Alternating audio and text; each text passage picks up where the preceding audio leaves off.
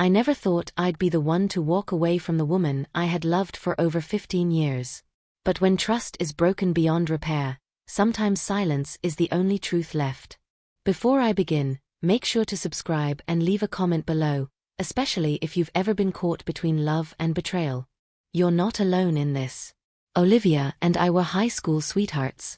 She had one of those infectious laughs that made strangers turn to look, and when her eyes met yours, it felt like time slowed. We built our life from the ground up, shared the same college days, lived in a cramped apartment eating instant noodles by lamplight, counting every coin as we dreamed of our first home. 15 years, one child, and 1,000 shared memories later, I believed we were unshakable. I was wrong. The unraveling didn't happen all at once. It started in quiet ways, like dusk slipping unnoticed into night. Her phone seemed permanently attached to her hand. She smiled at messages I never got to see. Late nights at work became routine.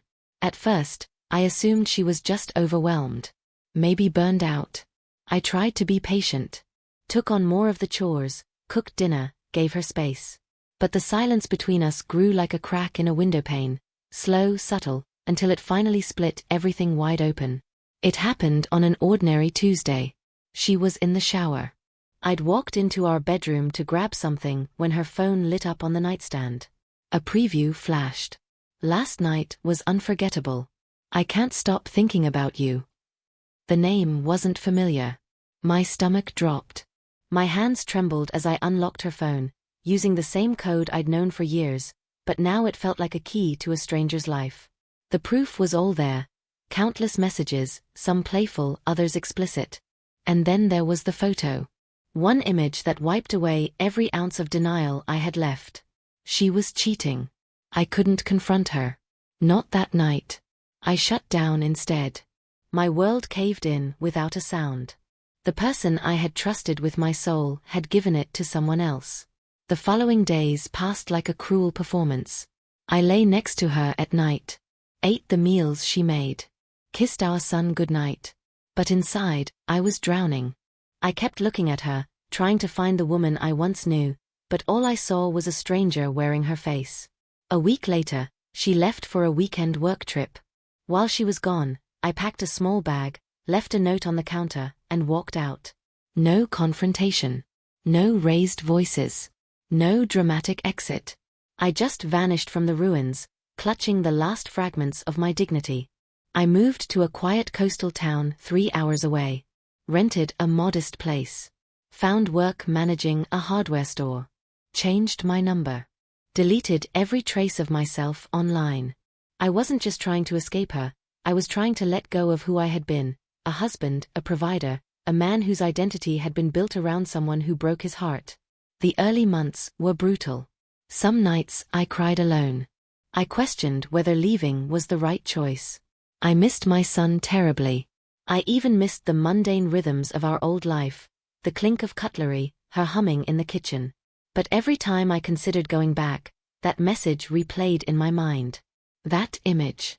That night. So I stayed gone. I found small pieces of peace in quiet walks along the beach, in fixing shelves and squeaky doors, in conversations with townspeople who didn't know me as the guy who got betrayed. I wrote letters to my son. Dozens of them. I never mailed them. I wasn't ready yet. Then, one rainy afternoon nearly a year later, there was a knock at the door. Olivia stood there, soaked through from the rain, and from tears. Her face was older, more worn. She held a damp envelope in one hand, and her eyes scanned mine like she was looking for a ghost. I didn't know where else to go, she whispered. I didn't speak. I hadn't heard her voice in almost a year. And yet, something inside me stirred, mostly pain. I stepped aside. She walked in. We sat down. The silence between us was heavy. After a while, she broke it. I'm sorry, Alex. I don't expect you to forgive me. But I need you to know, it's over. The affair. It meant nothing. But it ruined everything. I wanted to scream, to demand why. How could something meaningless cost us everything? But I just looked at her and asked quietly, why now? Her voice cracked. Because life without you has been hell. Because I carry the weight of that mistake every single day. Because I still love you. I looked away. You loved me, and still chose someone else. She nodded, crying openly now. I don't deserve a second chance. But I needed to try. We talked for hours. About the past. About our son. About everything we never said. She told me she'd been seeing a therapist. That the affair was never really about me. It came from wounds she never healed, fears she never faced. I listened. I owed her at least that. But forgiveness is a mountain with no map. I didn't take her back. Not that night. Not even in the weeks that followed. But I didn't shut her out either. We started slowly. Texts.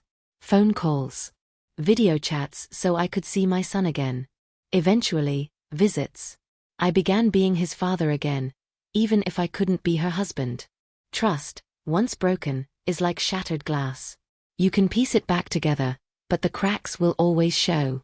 Maybe one day, the cracks won't sting so much. Maybe we'll rebuild, not what we had, but something new. Or maybe we won't. But I know this. Leaving gave me back pieces of myself I hadn't even realized were missing. And maybe that's where real healing begins.